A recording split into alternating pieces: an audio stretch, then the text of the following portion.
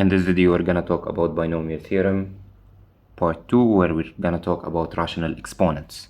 But before we start with that, we need to extend the definition or simplify the rule for combinations. So NCR, as we know, or it can be written as NCR, we know it's n factorial over r factorial multiplied by n minus r factorial. Now this has a simplified rule, which is I'm gonna use k in this rule. I always look at k, we write k factorial, and on top I start doing it by writing the factors starting with n and subtracting 1 for the next factor. So n, then n minus 1, then n minus 2. So each time basically I'm subtracting 1 till I reach n minus k plus 1. I know this rule might be confusing like this, so I'm gonna talk about some examples. Now, using the simplified version of combinations, you need to note that we can talk about n that is not only a natural number. So n can be any rational number. When I say natural number, before in this, we said n is a natural number, so it's either 1, 2, 3, 4, and so on. Now, using the other definition or the simplified version of it, we can talk about any rational number like half, 1 over 3, 5 over 2. We can also talk about negative numbers like minus 2, minus 3, minus 4, minus 1 over 2. That's totally fine. Now, let's say you're asked to do the following. Get the combination n plus 1, C4. So let's simplify this. How do I apply this rule? In a very easy way. I look at the number down, it's 4, so I write 4 factorial, and I go on top. I start with what I see, n plus 1. So this is our first factor, and I need 4 factors because the number down is 4. So n plus 1. To get the next one, I need to subtract 1. So n plus 1 minus 1 will be only n. Then subtract 1. We get n minus 1. Subtract 1. And we get n minus 2. And these are the 4 factors in the numerator. Now, if you want to rewrite the numerator in a different order, that is totally fine because multiplication is commutative. So we can write n at the beginning. No need for parentheses, and still it's considered to be a factor.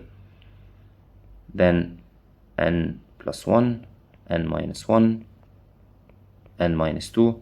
You can write in any order you want whenever you have multiplication.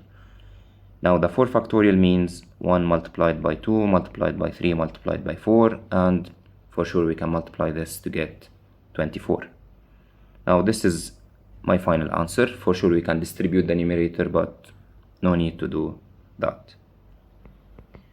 Now, if I'm talking about 5C3, can I apply the same rule? Yes, 5 still is a rational number. And we can apply this rule by doing 3 factorial down. So I go to the number which is the k. I write k factorial down, which is 3 factorial, and my n here in this case is 5. So basically on top, you're gonna write the factors as n, then n minus 1, n minus 2, and so on. Depends on how many factors you need. So since we have the number 3, k is equal to 3, it means I need 3 factors on top. So I write 5, this is the first factor. Even we don't have parentheses, still it's considered to be a factor. Because the meaning of a factor, it's something multiplied by another thing. So 5 is a factor. The other one will be 5 minus 1, which is 4. Then 5 minus 2. And if we try this, we get 5 multiplied by 4 multiplied by 3 over 3 factorial, which is 1 multiplied by 2 multiplied by 3. And always, if you don't have calculator, then you try to simplify before you multiply the numerator or the denominator. So we can notice that we have 3 and 3, they cancel out. 2 divided by 2, it becomes 1. 4 divided by 2, it becomes 2. Now 5 multiplied by 2 in the numerator will become 10, and the denominator we have 1, so no need to write it, and my answer in this case will be only 10. Another example.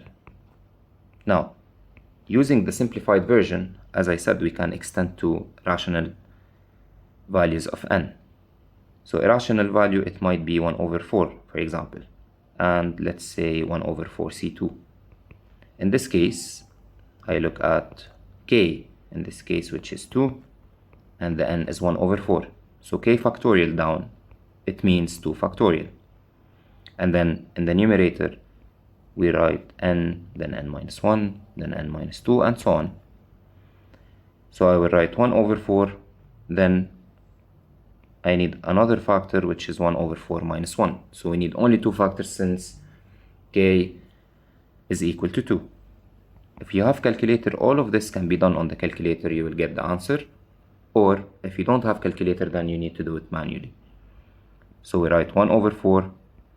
1 over 4 minus 1 is gonna be minus 3 over 4 over 2 factorial, which is 1 multiplied by 2. So the numerator will be minus 3 over 16 over 2. And my final answer in this case will be minus 3 over 32. One more example. If we have, let's say, minus 2, C3. Again, minus 2 is a rational number. So let's write k equals to 3, n equals to negative 2. I'm gonna apply the rule. K factorial down, it means 3 factorial.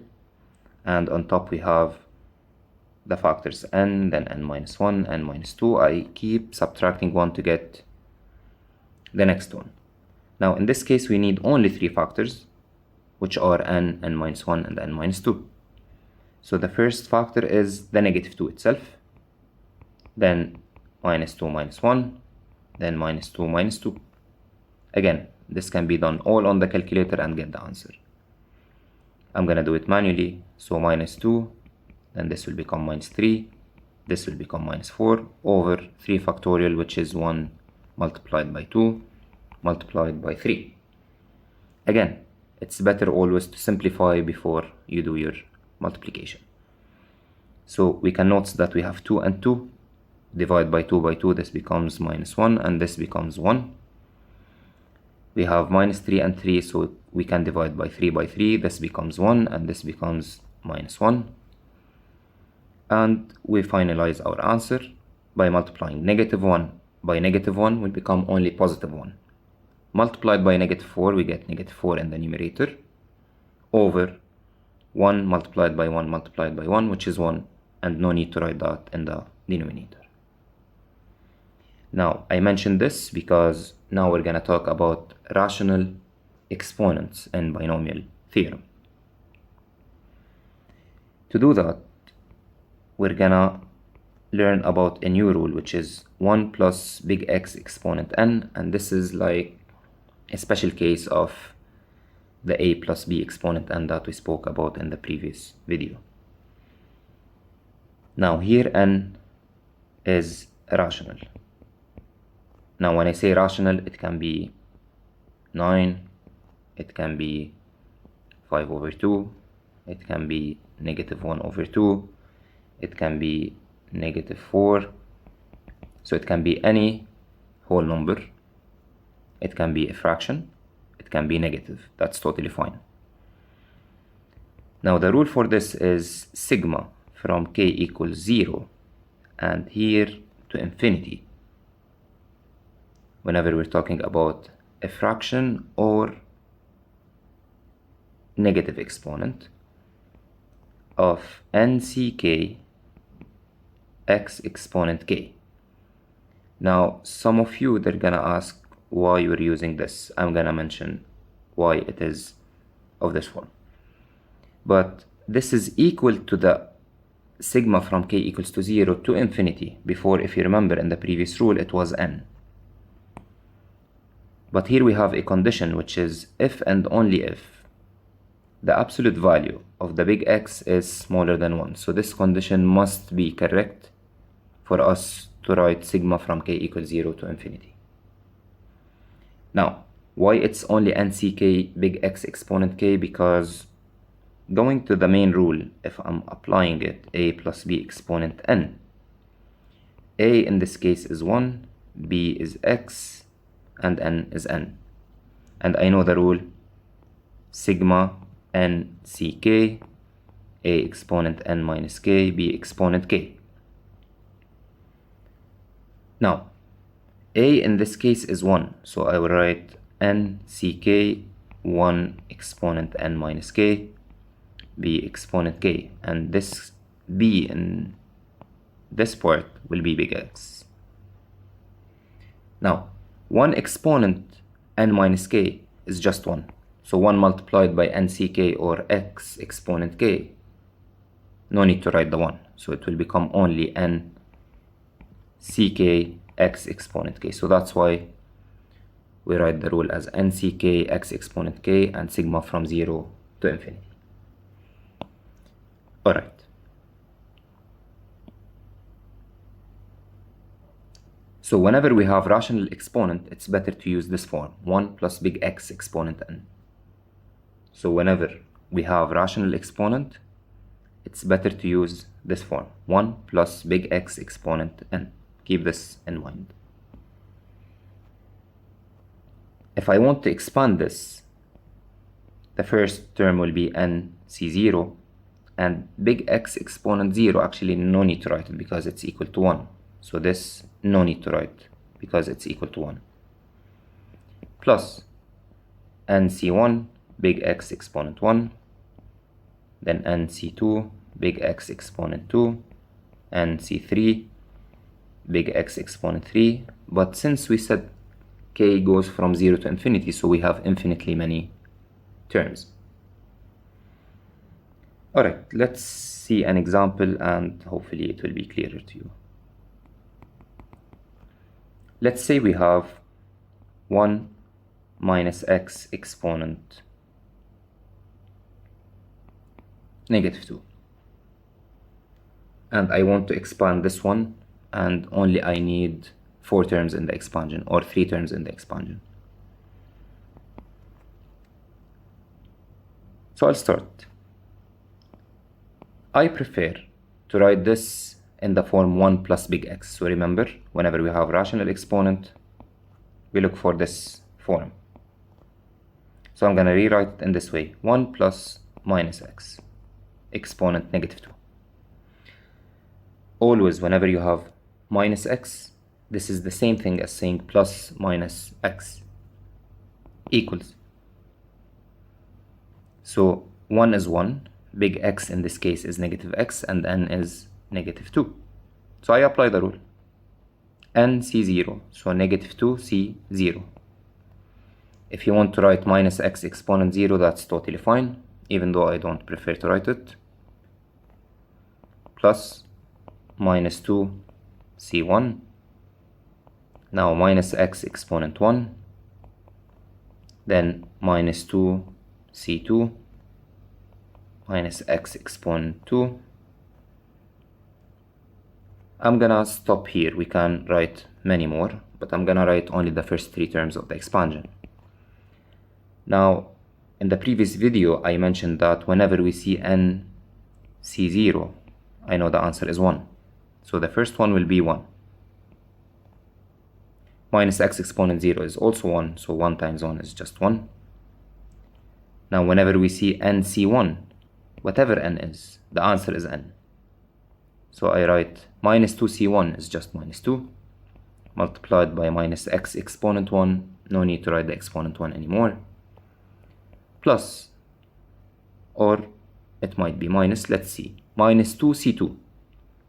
Minus 2c2, it cannot be done on the calculator, so you have to do it on your own. So 2, that is the k down, and this is the n. It goes in the denominator with factorial, so 2 factorial. And because we have k equals to 2, it means I need 2 factors in the numerator, starting with minus 2 and writing the other factor to be minus 2 minus 1. So we get minus 2 multiplied by negative 3 over 2 factorial, which is 1 multiplied by 2, and it's only 2. Dividing by 2 by 2, and we get minus 3 in this case, which is positive 3. So I write plus 3 multiplied by negative x all squared will become only x squared. Now, minus with even exponent, it will change to positive. So my final answer here will be 1 minus 2 multiplied by negative x will be positive 2x and positive 3x squared. So as I said, we have infinitely many terms, but I asked you to write only up to x squared, or I might say the first 3 terms of the expansion. Now, what is the condition in this case? The condition if and only if absolute value of big X is smaller than 1. So absolute value of big X in this case is minus X, smaller than 1. Now, absolute value of negative X is the same thing as absolute value of X. The minus will be removed. Smaller than 1. Now, whenever we have absolute value of X is smaller than 1, it means X is between 1 and negative 1, or actually X between negative 1 and 1. So this condition, if it's satisfied, then our expansion is correct. For those who don't know how to simplify this or write the full inequality, whenever you have absolute value of X is smaller than a number k, and for sure k here is positive, then the rule is to write X between minus k and k, always. I hope this was clear.